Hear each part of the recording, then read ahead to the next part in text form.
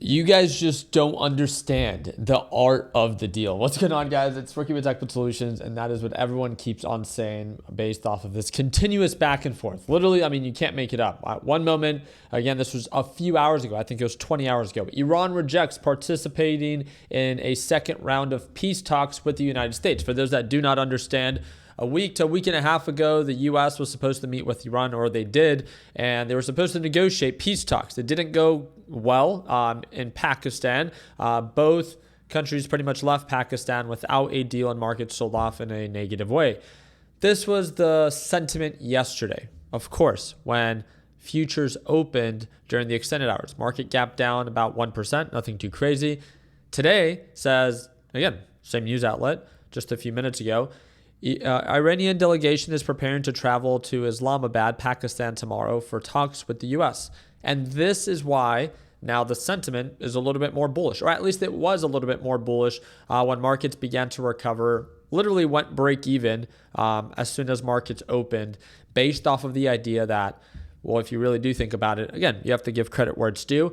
If there is peace talks, and now they are open to the idea if they do meet tomorrow and actually walk away with some form of, they're not going to have a full-blown agreement, right? If we've learned anything for the past 6 to 7 weeks, we've learned that they're just looking for progress. And as long as there's progress and that's what they are able to announce, then markets will rally. They'll probably push to all-time highs just based off of the sentiment that there will no longer be a further escalation, and maybe they could just extend the 2-week ceasefire that Trump instated, nearly 2 weeks ago. I think there's 2 days left. I'll have to double check that. With that being said, President Trump says ceasefire extension is highly unlikely, but he has said that in the past before. Again, I'm trying to provide updates on what he is saying, but also provide context in what he's done. He's great at extending deadlines. He did it with tariffs, and he's done it with these deadlines when it comes down to Iran. President Trump also says lots of bombs will start going off if Iran and the U.S. ceasefire expires without a deal being reached. The U.S. and Iran ceasefire is currently set to expire in 2 days. Yeah, so just wanted to make sure that that was well understood. What else can we possibly look out for this week? I just want to make sure that you have a full understanding, a full scope of what to kind of expect. So throughout the entire week, we have to keep up with the madness of the Iran and U.S. updates, escalation or de-escalation. I think oil prices are a really good indicator for this. Headlines aside, oil prices tend to do a pretty good job of not overreacting.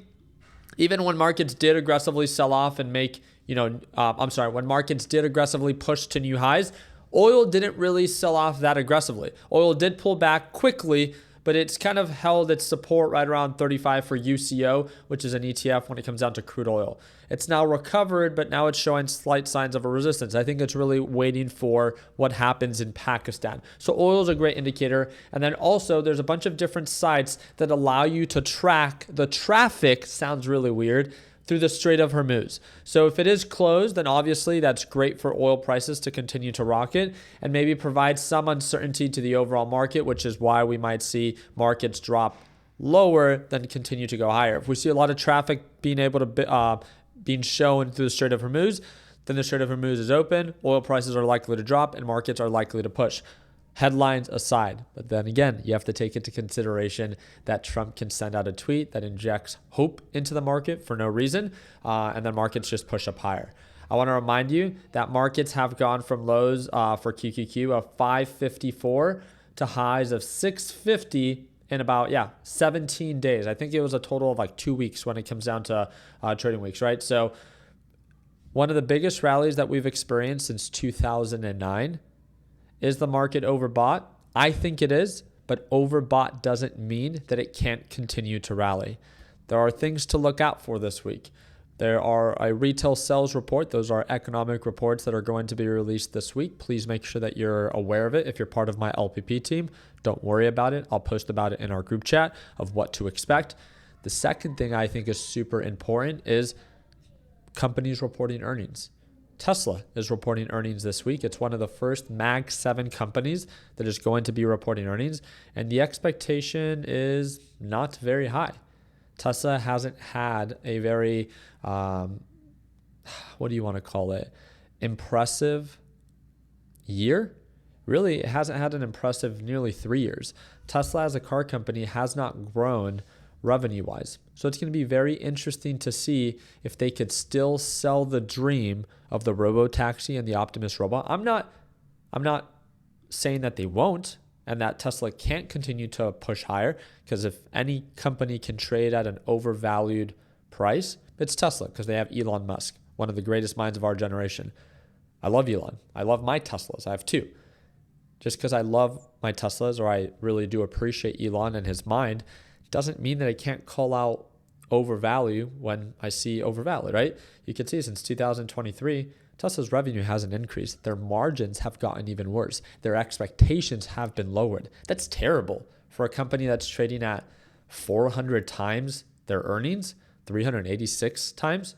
I get it. It's not just the car company. They like to talk about it with the Optimus robot and the robotaxi. But guess what? It's been 5 to 10 years and it's still not here. But again, when it comes down to what it's going to report, this is what it's going to be releasing. On Wednesday, April 22nd, its earnings per share, pretty pathetic, 36 cents per share, and revenue, 22.28 billion. In comparison to what it reported in its last quarter, it dropped its revenue expectation. Think about that.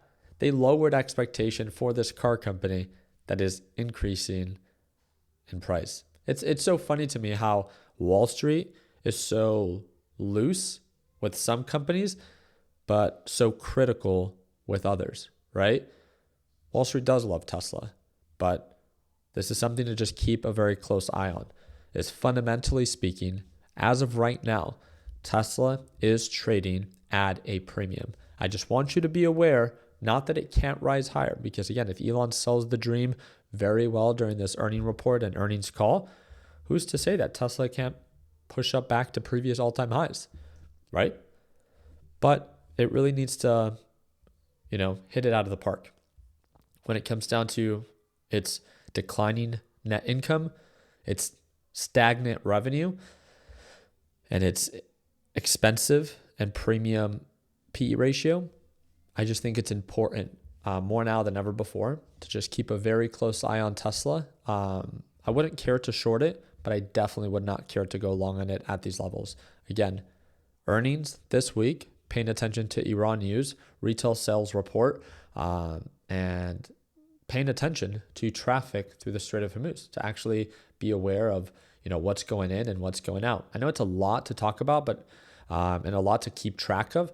But I think this is why it's so important to be a part of a group that keeps you up to date, especially if you have a lot of different things going on already. So I'm going to do my part in keeping my LPP team up to date. Like I've said before, I work with them every day. They get to watch me trade live every day. They get all of my trade updates, and they also get access to all of the news updates. I'm subscribed to a bunch of different news outlets, and I try to the best of my ability to keep them up to date. So hopefully they can make more informed trade and investment decisions. If you're looking for someone to tell you what to do with copy trading, that's not something that I offer. Never have been, never will do.